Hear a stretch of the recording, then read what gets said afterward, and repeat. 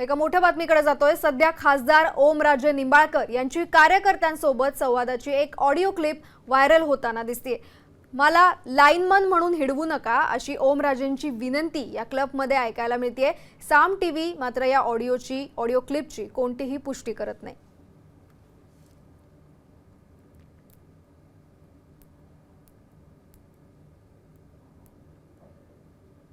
अरे बाबा व्यक्त करा, फक्त लाईनमन म्हणू नका। एखाद्या माणसाने मदत केली तर त्याला तेवढंच माझं म्हणणं आहे। अहो सगळीकडून ती चालू आहे म्हणतात। अहो मला ऐका दादा, तुम्हाला खोट नाही सांगत, ऐका ना। म्हणून मी जर तुला हिनवलं तर त्या मताचा अपमान असतंय। दादा, मी तुझं काम केलं म्हणून तू जर मला हिनवलं दादा, कामाचा अपमान। माझे ऐका ना, माझे जे दुसऱ्या जिल्ह्यातले मित्र वगैरे आहेत ते मला फोन केला रात्री। ते म्हणले की काय तुम्ही खासदार दिलाय का लाईनमॅन निवडून दिलाय, म्हणून मी तुम्हाला फोन केलता रात्री। पण फक्त लाईनमन म्हणू नका, हिनवू नका कामाला कुठले।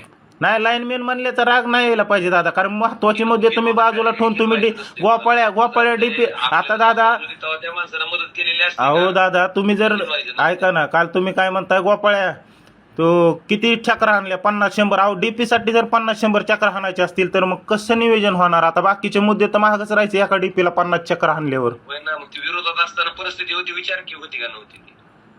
बोलताय ठीक आहे दादा, चालेल। विरोधात असताना तीच परिस्थिती होती, विचारतो।